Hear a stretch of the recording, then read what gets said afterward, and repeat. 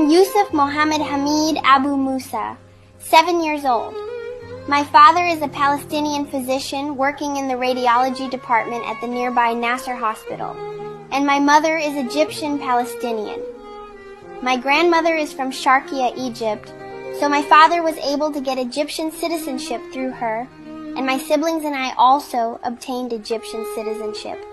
I have a sister named Judy and a brother named Hamid. I'm the youngest. On October 15th, there was shelling by the Israeli occupation forces on the Nur al-Shams refugee camp inside Tulkarm city in the West Bank. My dad was working a 24-hour shift in the emergency department. Before he left, I called for him, my mom, and my siblings.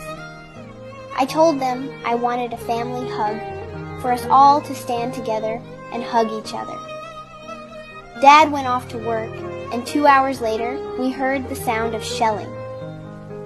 Our house wasn't very far, and Dad started asking where the shelling was coming from, saying he could hear it was close.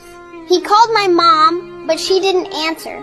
He called again, and when she picked up, he heard screaming.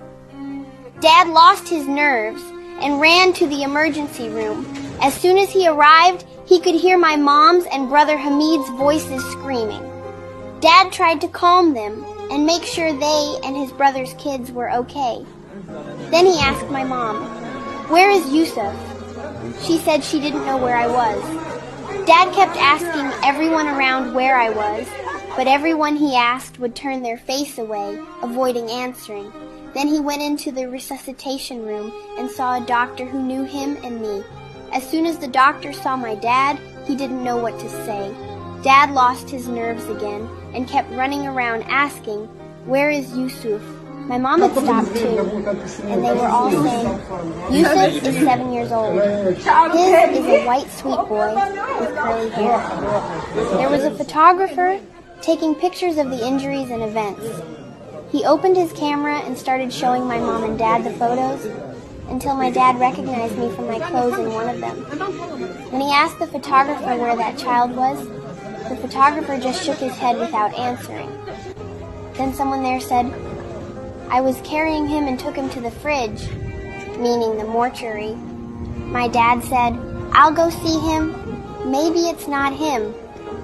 But he couldn't walk. He was so scared. When he got there, he saw his colleagues looking at him sadly, and they helped him into the mortuary. When my dad went in, he confirmed it was me, Yusuf, his son, whom he loved so much. When he looked at me, he felt like he was dying. He also found my older cousin, just 2 years older than me, and another older cousin, and his sister-in-law, whose husband couldn't recognize her because she was just body parts. As for my injured cousins, one had a compound fracture in his thigh, arm, shrapnel in his abdomen, and burns. His sister had a pelvic fracture and a deep wound to the bone in her back. When my dad saw all this, he couldn't speak except to say, "Praise God, and God is sufficient for us.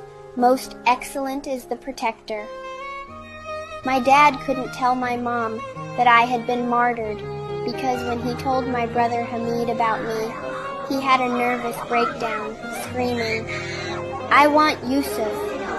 One of the women there was the one who told my mom. My mom insisted on seeing me, even though my dad was very worried about her seeing my lifeless body, who didn't have to say Mom, but she wanted to see me and kiss me before they buried me.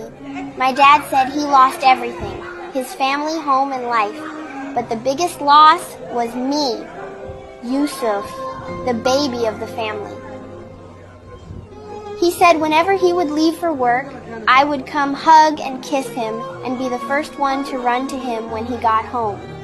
While my parents were looking for me, a photographer was filming everything.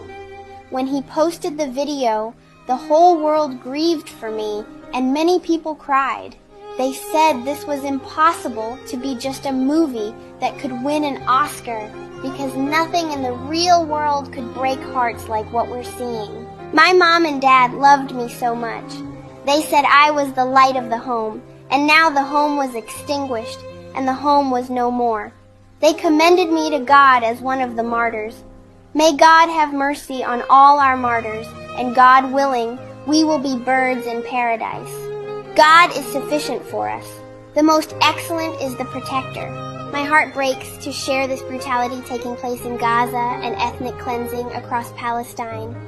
If your heart breaks too, contribute to stop this genocide.